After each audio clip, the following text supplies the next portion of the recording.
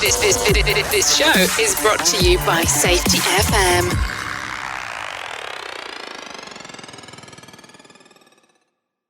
Warning, the following broadcast contains adult language, adult content, frank safety discussions, and stories that might sound unbelievable. But believe me, every one of those stories is true. We didn't start the safety war, but we are going to fight to win it. For our families, for our communities, for our workplaces, and for our lives. Welcome to the Safety Wars Podcast, August 17th, 2022. We're going to start out with some news updates. Then we're going to move into some commentary on one of the news stories. So, I'm up here in Rockland County, as everyone knows, New York, about an hour and 10 minutes north of New York City, except when I go to New York City, where it takes about 2 hours. That's a little joke there. Polio continues to impact my area of New York, and, why am I covering it? Well, first, it's as local could be. I literally have this going on about a mile away from my house, from where I'm sitting right now. One of the goals of this show is to be at the forefront of a lot of this stuff. We were born officially during the pandemic, but I've been wanting to do this for a long time. And anything like this with a public health emergency, I want to be at the forefront of it. So we could give you good, accurate, scientifically valid information and something you could do with it on top of that. So what I see going on here with polio is that it's coming out this week. It came out, I should say, that a lot of the communities that are surrounding me here have very low vaccination rates. A lot of these communities, primarily Hasidic Jews, and I'm not saying anything anti-Semitic here, I'm stating fact, have lower vaccination rates than some of the other communities. There are several Hasidic Jewish communities here in Rockland County, Orange County, which is next door, and also up and down the eastern seaboard here, mostly up in the metro New York City area. And as I see, what I see potentially happening is all these communities being negatively impacted by it, and it's spreading further, potentially. And if you think you're may not have this problem out west, guess what? There are Hasidic Jewish communities out west, like in and around Denver, Colorado, where this might impact those. And they're starting a vaccination program there. They've had one since the middle of last month, I believe, and throughout Rockland County, and people are getting vaccinated, and there's really been very little resistance, and everything else is a little bit too swampy in the conversation, so we'll leave it at that.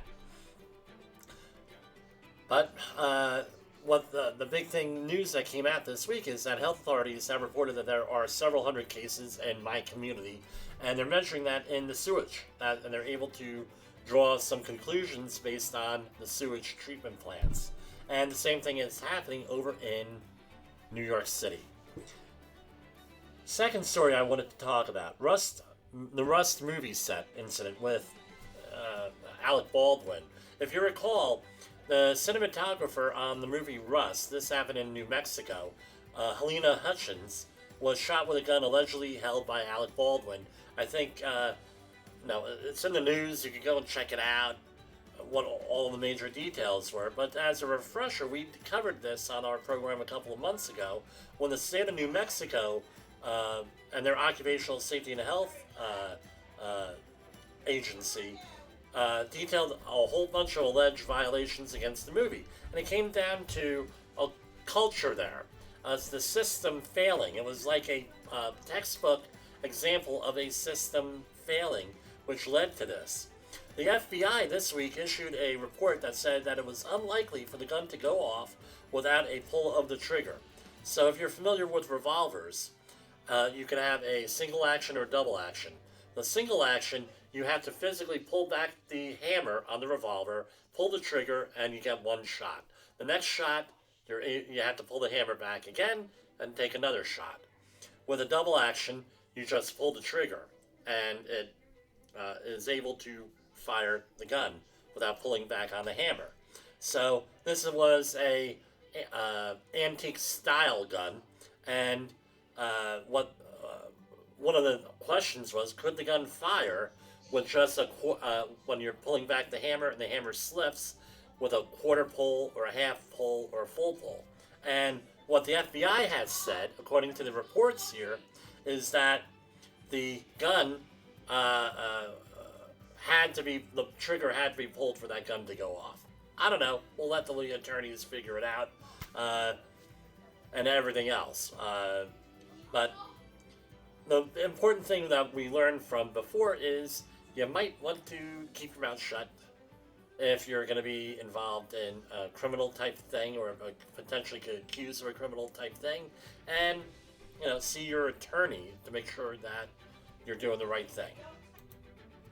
We have a little bit of background noise here, but I'm not going to redo the recording here because I think I was on a roll. So for the third story we're talking about is Heche, and as everyone knows, I think by that now, she passed away from a drunk driving accident is what's being reported. I don't know if that's true or not. That's what's been in the news. But she was allegedly intoxicated and involved in a one-person car accident, and which burned down a house.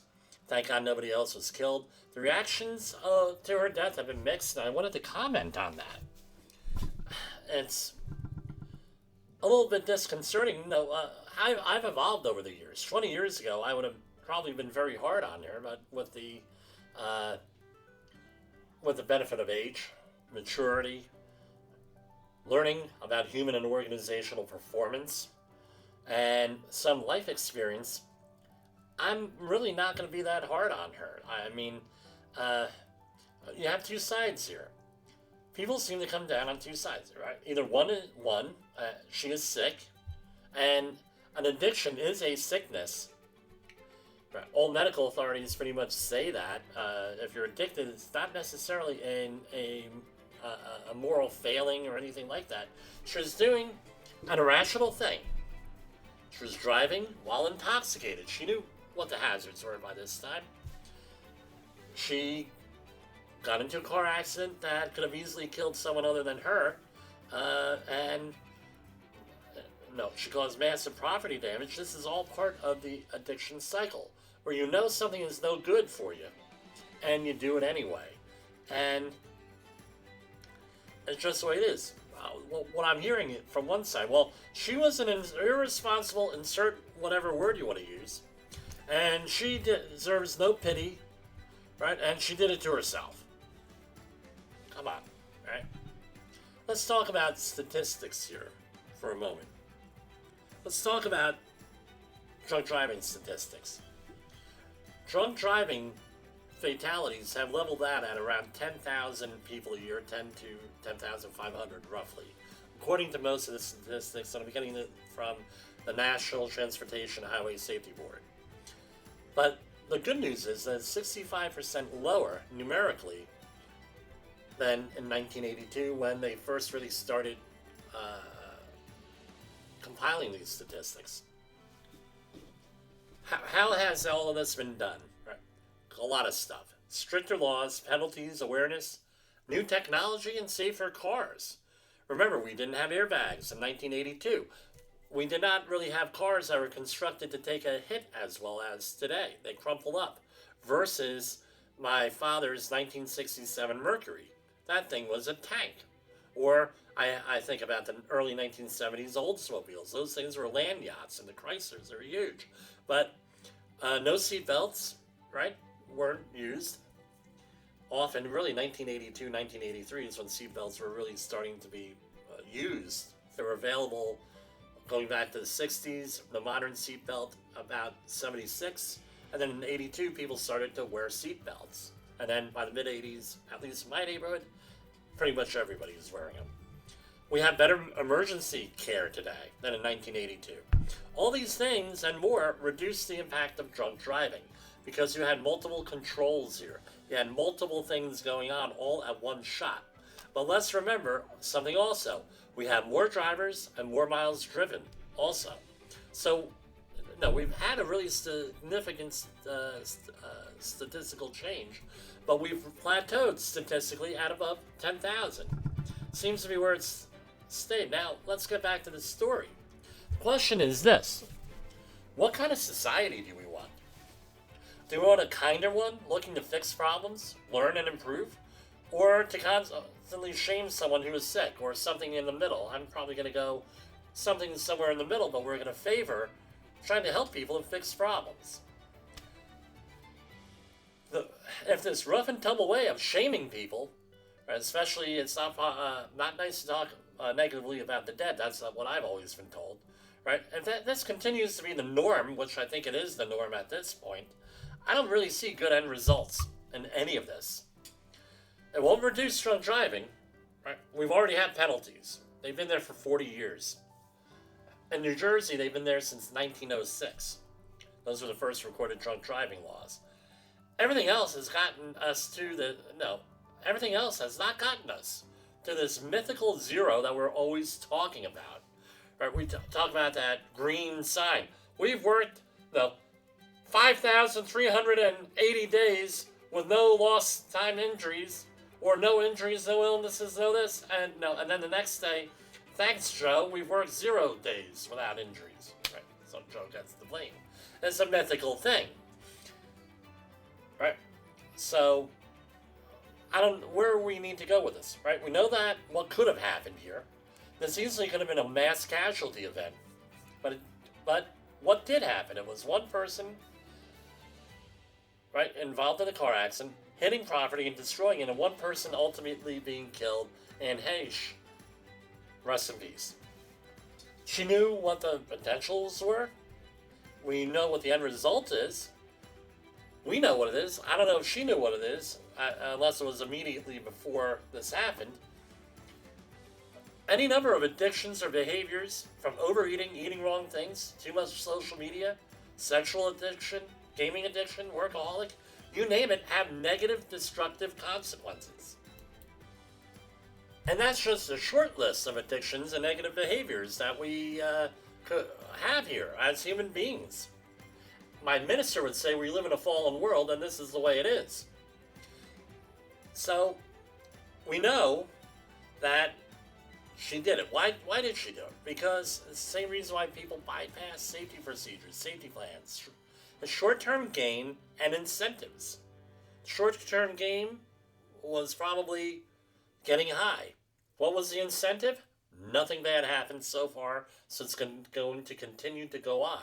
That's likely what it was based on my experience. Sound familiar? How many times have we heard this in the workplace? You're playing a craps game, and you're hoping to roll the right numbers. And most of the time you don't. You do. You don't get to have a problem most of the time. That's a reinforcing behavior. And what are you going to do about it? We have to have a different approach here. Try to understand people. We know from our human and organizational performance stuff that blame fixes nothing. Blaming and shaming people who are sick, who have documented health issues like addictions, mental health issues also, will not get us to preventing drunk driving and its results.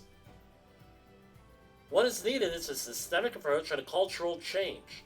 Cultural, we've been trying this for a long time. Since the late 1970s, I grew up with this stuff. We have had a culture shift in the U.S. by penalizing people, very command and control. Maybe this approach works for people who do not have a clinical diagnosis like alcoholism or anything else. Now the question is, what do we do with people who do have these issues? More mental health resources could be one thing. One thing that happened last year was that the Biden administration signed legislation that mandates anti-drunk driving features in new cars by 2026. Eventually, all cars will have this technology once the older cars are off the road. I'll probably be 1 foot in the grave or in the grave by the time that happens, especially with people like me who like to drive old cars. That's a systemic solution to the problem, but it's going to take decades to get there. Right? That's the kind of systemic change we need. Smart technology, things of that nature. Increased penalties? Sure. Okay. How much more, are we going to do with this? I don't know how politically feasible it is even to lower the standards for blood alcohol content, for example. And now we have other compounding issues potentially with legalization or decriminalization of drugs there with marijuana and other drugs. That's going to get thrown into here. Do we need better intervention programs, medication therapy, or anything else? Maybe rather than shaming them, perhaps we need more compassion, more empathy, and of course, tough love. Getting people to admit they have a problem and cure it, or at least manage it, is a whole lot better than a lot of the other alternatives. Is there a place for criminal civil penalties? Yeah, but that's only one way. In 40 years, we're still getting there at 10,000 deaths per year. But I know this is a rant here, but let me leave you with this thought. Think long and hard as to what kind of society we want to live in. You want to live in a harsh, commanding and controlled society? More penalties? Potential police state? Because this does not end here. There are other things that go on here. If they pass a law, we all know in the United States, they don't pass a law. They pass a law, they pass riders along with that law, and a whole bunch of stuff gets buried in there. Who knows what's going to get buried in there? Maybe that's not the way to go. Maybe being more in tune to the realities of life that are getting people to help and finding out why they're not getting help might be in order, either formally or informally. So, that's all part of the safety war that we're fighting here. For Safety Wars, this is Jim Posel.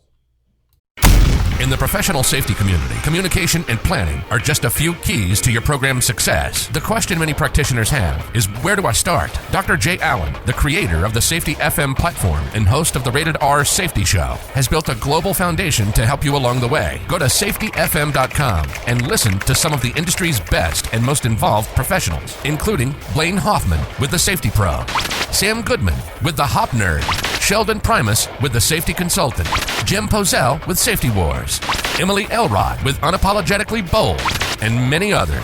As individuals, we can do great things, but as a team, we become amazing. Dial into safetyfm.com today and surround yourself with a powerful force of knowledge and support.